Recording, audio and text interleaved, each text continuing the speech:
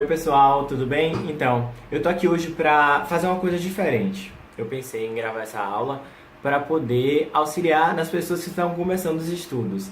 Foi um auxílio que eu dei, foi uma aula que eu dei em alguns minutos, respondendo apenas algumas questões relacionadas ao processo penal e ao início do processo penal, as disposições constitucionais do processo penal, inclusive os princípios do processo penal. Então, essa aula ela não é uma aula assim de um curso completo, mas é uma aula que pode ajudar vocês muito nas questões relacionadas às disposições constitucionais, aos sistemas processuais e também aos princípios processuais penal. Processuais penais. Então, eu agradeço muito pela confiança de quem tem a confiança em mim em ministrar essas aulas. E vamos lá, vamos para o que interessa, vamos para as questões. Lembrando que aqui embaixo você se inscreve, se você gostar, você dá o curtir, dá o likezinho. E se você puder, você abre o link do PDF que está aqui embaixo também, que é nesse link que vocês vão ver as questões que eu vou comentar agora pra gente. Beleza, vamos começar.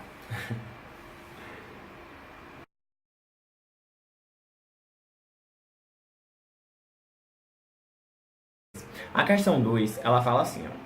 Ela fala sobre os sistemas processuais. Na verdade, é bem a parte geral do direito processual penal. Na parte geral do direito processual penal, é importante a gente reconhecer os princípios, os sistemas processuais e também as disposições constitucionais relevantes.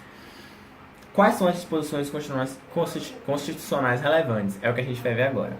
Então, a Constituição Federal de 88 não admite o Tribunal de Exceção, razão por qual a estrutura do Poder Judiciário não prevê justiças especiais em determinada matéria. Isso é falso. Por quê? Porque realmente a Constituição Federal, ela não exige ela não permite a criação de tribunal de exceção.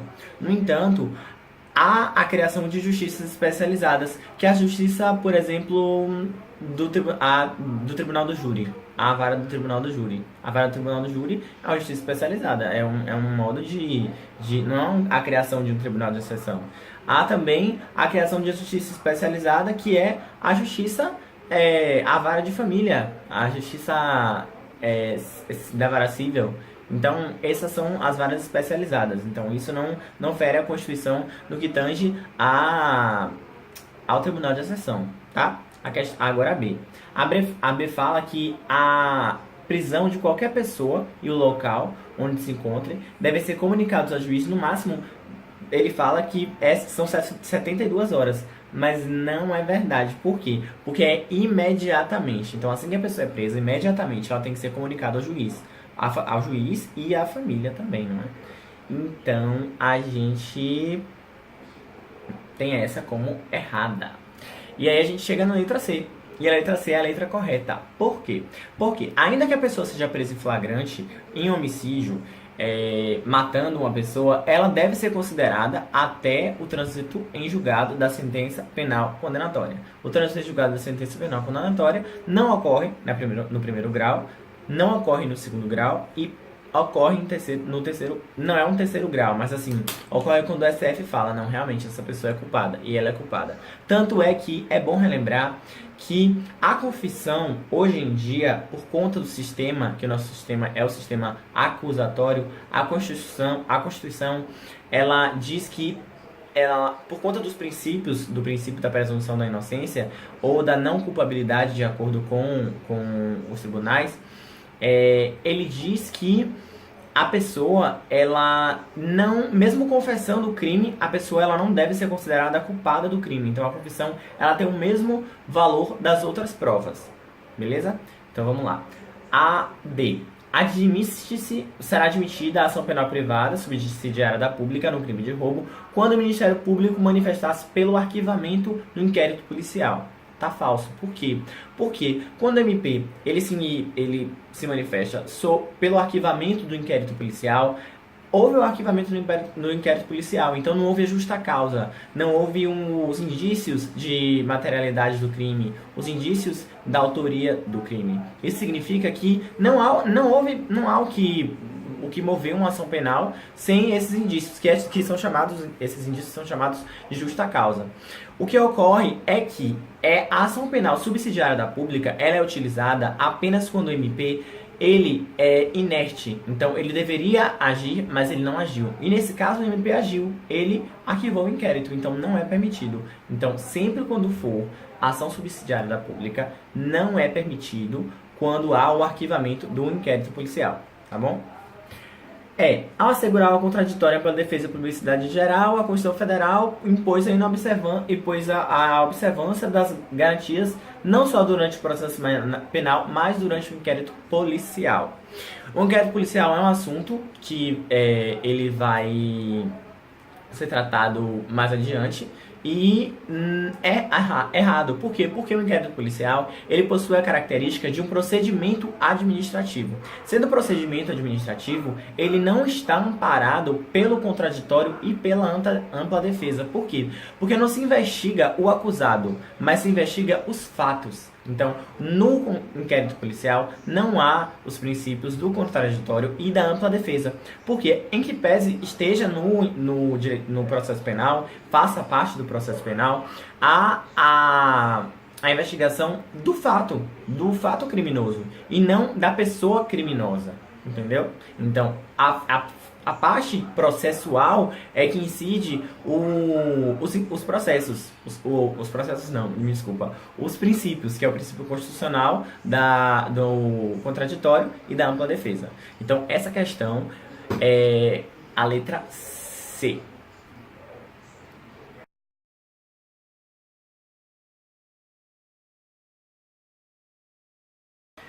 Vamos agora para sexta questão.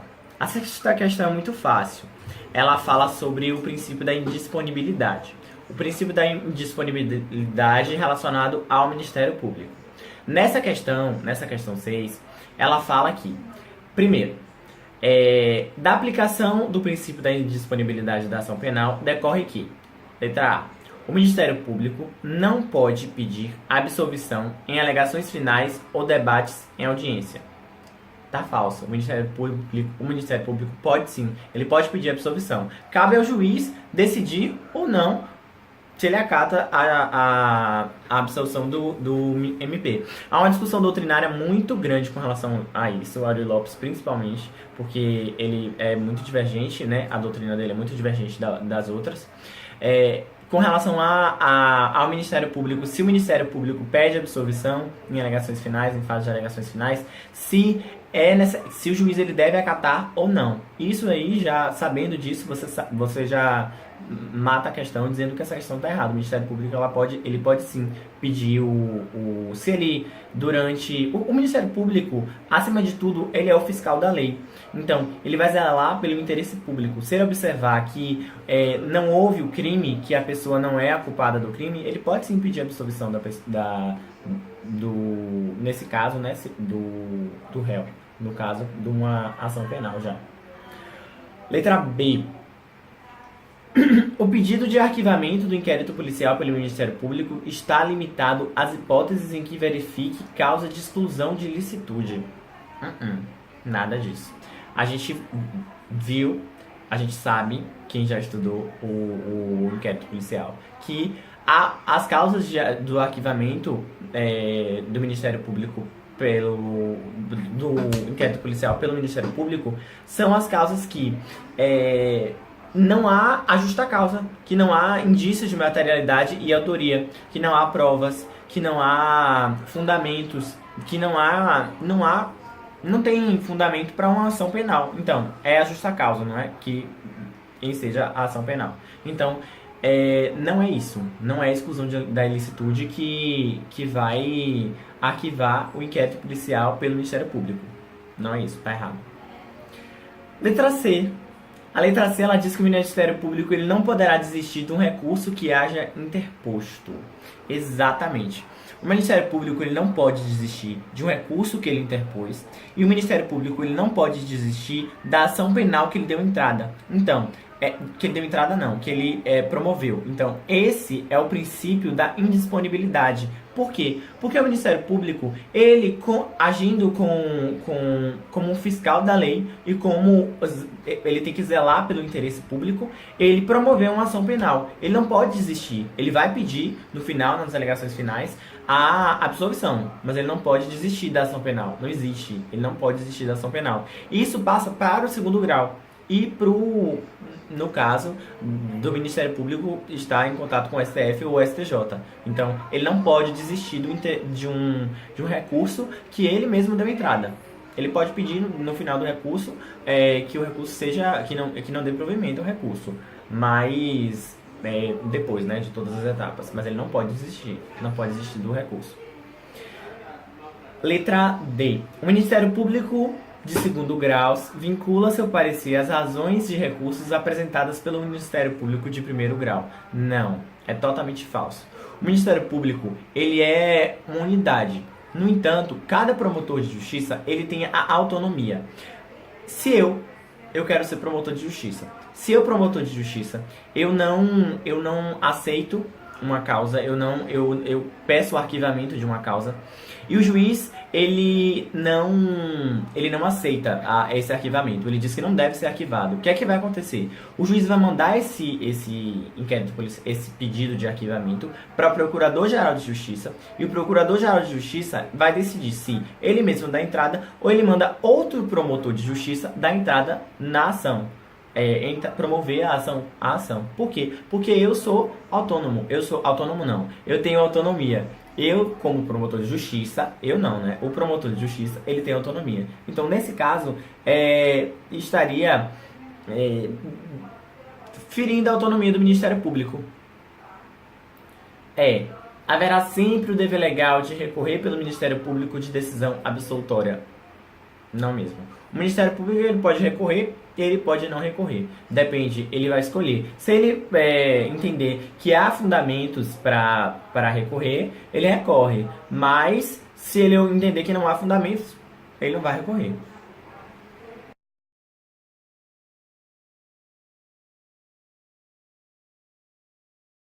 Vamos lá, agora a gente vai para a questão 10.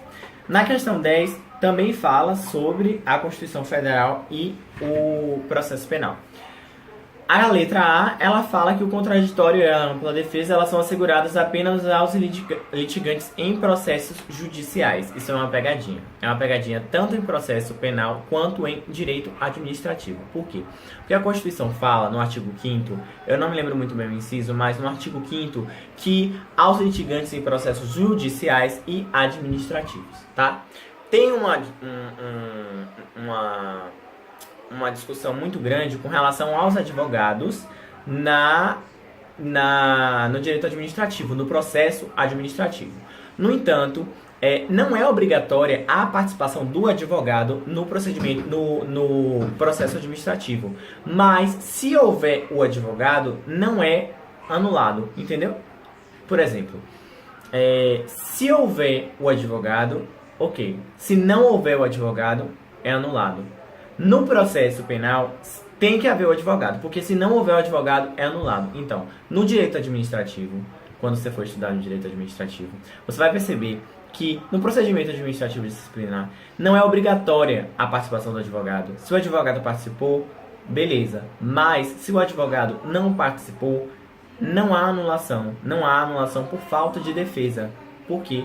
Porque não é obrigatória. No processo penal, é obrigatória. Mas, a todos são assegurados o contraditório e a ampla defesa. A ampla defesa no procedimento, no processo administrativo disciplinar, por exemplo, pode ser exercida pela própria pessoa ou pelo advogado que ela contratar. B. A prática do crime de racismo configura crime imprescritível pelo qual não se admite a concessão pelo qual se admite a concessão de fiança. Falso. Não há. O racismo é um crime imprescritível no qual não há a fiança. Não existe fiança. Então é um crime em que não há fiança para o crime de racismo. C. As provas obtidas por meios ilícitos, desde que produzidas em inquérito policial, poderão ser admitidas no processo. Primeiro, as provas obtidas por meios ilícitos não são admitidas no processo. As provas admitidas por meios ilícitos são admitidas quando elas são admitidas por meios ilícitos mas poderiam ter sido admitidas por meios lícitos, ou seja, uma prova que foi admitida, mas haveria outra forma lícita de adquirir essa prova para o processo judicial, não inquérito policial, para a ação penal. Então essa é uma prova ilícita que poderia ter sido descoberta de qualquer modo. Então essa prova ela é aceita. No entanto, temos também que as provas que são derivadas das provas ilícitas, elas não são aceitas, que é a teoria do fruto da árvore envenenada. Então essa teoria, ela diz que não são aceitas nem as provas dos meios ilícitos e nem as provas derivadas das ilícitas. Outro erro da questão é que diz que as provas obtidas no inquérito policial. No inquérito policial, a gente não tem provas, a gente tem indícios de provas. Por quê? Porque é um procedimento administrativo, não é um procedimento penal. Não há o contraditório e a ampla defesa. Eu não posso produzir uma prova, sendo que você não vai, como réu, não vai ser réu porque não é ação penal, tá? Você não vai ter o contraditório e a ampla defesa para rebater a prova, dizer que não, essa prova não é uma prova. Então, no inquérito policial, existe um indício de prova apenas. Letra D. Os crimes hediondos, a prática de tortura, terrorismo, tráfico ilícito de entorpecentes são crimes inafiançáveis. É verdade, são crimes inafiançáveis. Então essa é a questão certa.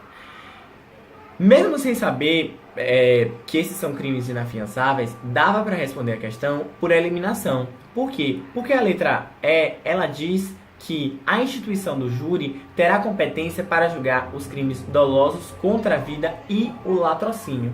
Realmente, o júri, ele é uma instituição, é uma garantia que a gente tem, que ela é para os crimes contra a vida. No entanto, o latrocínio, ele não é um crime contra a vida, ele é um roubo seguido de morte. Então, o latrocínio, ele não faz parte do rol de crimes que vão ser julgados pelo tribunal do júri. O latrocínio, ele vai ser julgado pelo juiz comum. Por quê? Porque é um roubo que foi seguido de morte. Ele não foi um homicídio doloso, por exemplo. Por quê? Porque primeiro houve o roubo e depois houve a morte. Ou pode ter havido sim a morte e depois o roubo. Mas se for constatado que é o latrocínio, ele não vai ser julgado pelo tribunal do júri.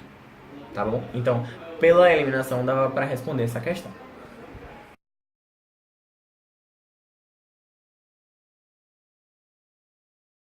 Agora para a questão 11. Isso mesmo, a questão 11. Também disposições constitucionais aplicáveis ao processo penal. Essa é bem fácil também.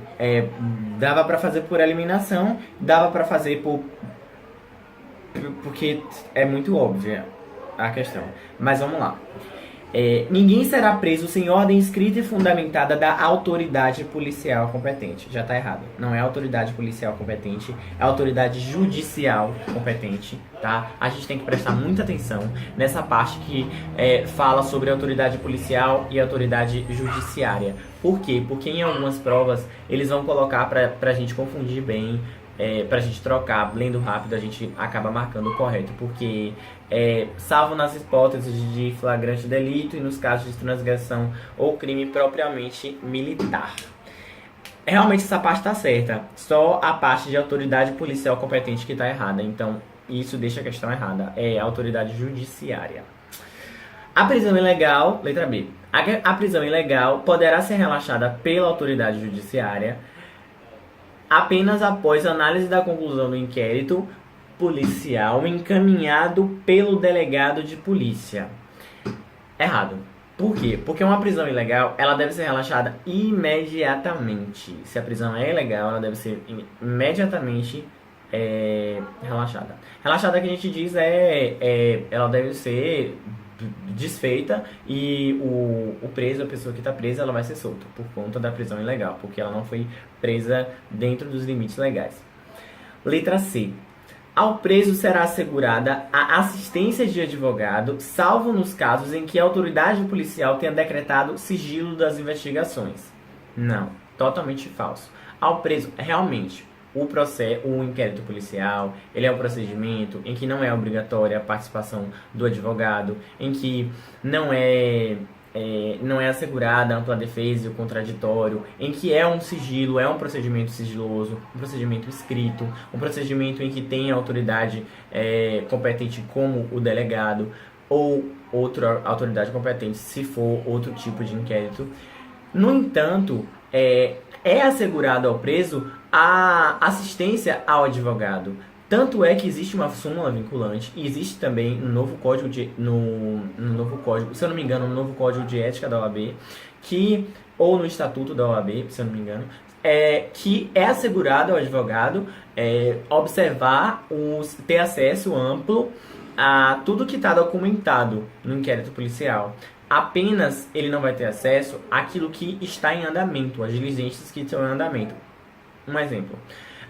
Vamos supor que a autoridade policial está conduzindo o inquérito policial e esse inquérito policial que ela está conduzindo tenha uma interceptação telefônica. Se o advogado souber da interceptação telefônica, ele vai avisar para o cliente dele para não falar nada no telefone. Então, não tem sentido. Então, ele vai ter acesso apenas aos documentados. Tá? Não amplamente até o que não está documentado, as diligências em andamento. Então, toda vez que estiver dizendo sobre as diligências em andamento, está errado. Tem que ser só as documentadas. E letra D. Ninguém poderá ser levado à prisão ou nela ser mantida nos crimes em que a lei admitir liberdade provisória com ou sem fiança. É a certa. Realmente, está na Constituição Federal. Isso é um direito fundamental que a gente tem, de ninguém ser levado à prisão ou nela ser mantido nos crimes em que a lei vai admitir a liberdade provisória com ou sem a fiança. Essa aqui tá certa. O preso será informado dos seus direitos, entre os quais permanecer calado, todavia o seu silêncio poderá implicar na confissão do crime. De jeito nenhum. O silêncio do preso, ele não vai ser considerado a confissão do crime. Por quê? Porque existe o direito ao silêncio. O preso, ele tem o direito ao silêncio. Significa que tudo que ele falar poderá ser usado contra ele no tribunal, realmente. Mas, num caso de uma ação penal, né? Num testemunho. Ele falando diretamente com o juiz. No entanto, o silêncio dele não pode demonstrar, não pode parecer que ele é culpado. Por quê? Porque ele tem o direito ao silêncio. Então, o direito ao silêncio, ele tem as nuances do direito ao silêncio. Ele tem o direito de não fornecer materiais do corpo dele para não se incriminar. Então, tudo isso é decorrente do princípio da não incriminação, do princípio do nemo tenet, porque eu não sei falar, eu não vou falar, porque eu não vou falar, né? É o princípio, mas é o princípio da não incriminação, não autoincriminação. Esse princípio, ele está em latim, e aí quando você for estudar, você vai ver. Agora,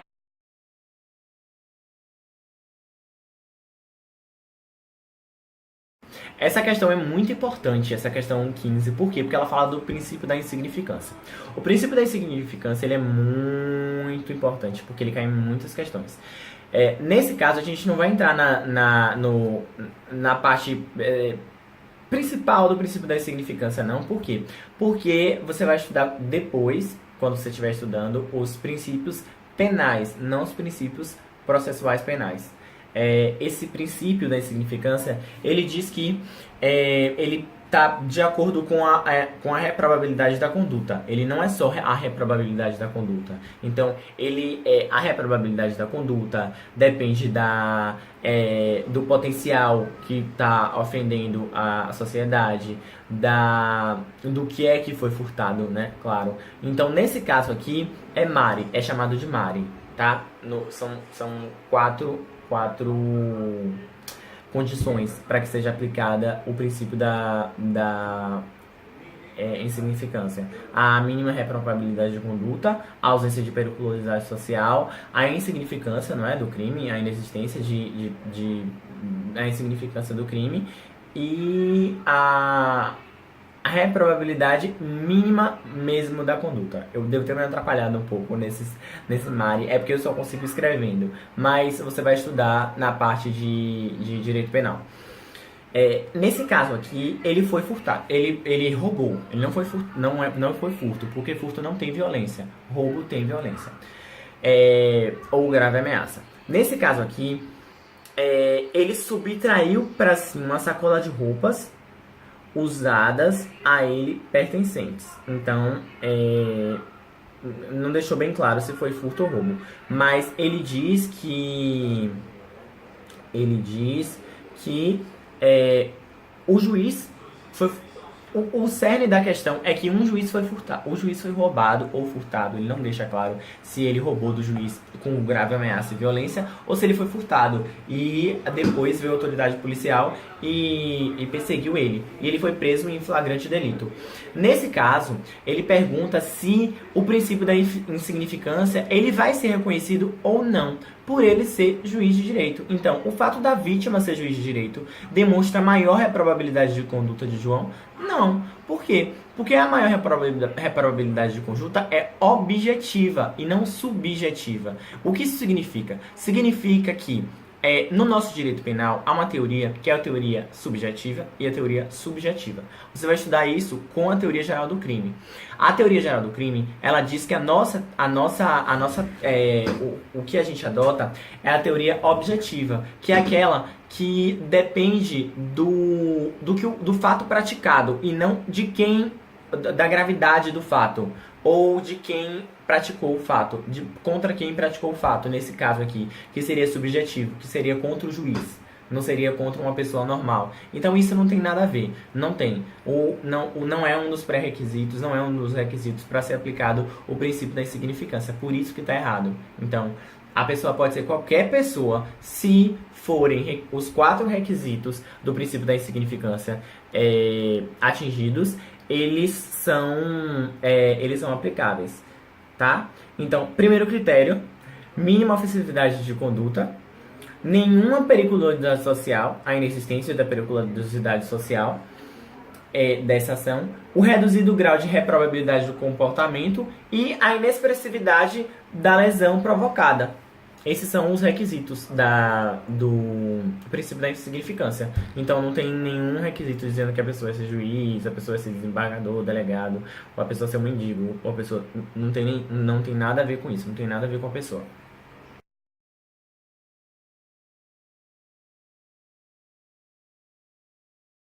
Vamos agora para a última questão, a questão 18. A questão 18 ela é um pouquinho complicada, mas dá pra gente responder. Primeiro ele diz que, pelo princípio do juízo natural, todo cidadão tem direito de ser julgado por um juízo previamente estabelecido por lei e não ad hoc, criado ou tido como competente.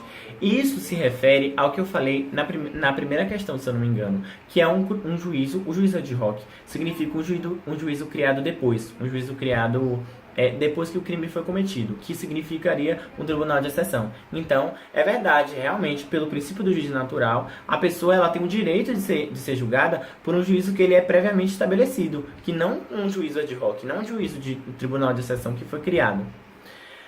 Essa é certa. Agora vamos ver os erros das outras. Letra B.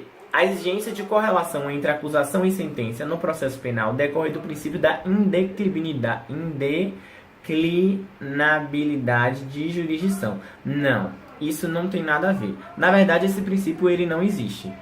Esse princípio relacionado entre a imputação do crime e a sentença é o princípio da congruência. Então, esse é chamado princípio da congruência, tá bom? A extinção do processo penal por abandono da causa do querelante ocorre automaticamente após 15 dias sem promover o autor o andamento do processo. Isso daqui está no Código do Processo Penal, está na lei.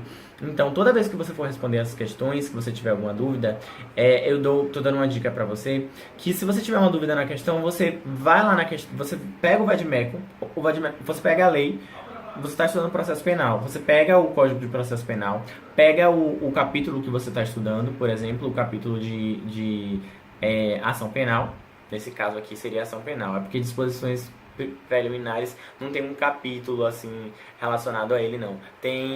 Tá espalhado pelo código inteiro porque é relacionado a princípios. Mas quando você começar a estudar inquérito policial, você pega o vade-mecum e pega a parte só de inquérito policial. Porque aí você vai ver porque é letra de lei mesmo. Às vezes o concurso é letra de lei. E isso daqui foi uma letra de lei, porque não são 15 dias, são 30 dias.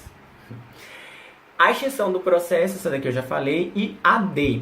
A D diz que, pelo princípio da imparcialidade, o juízo não pode prorrogar sua competência para além daquela estabelecida na lei.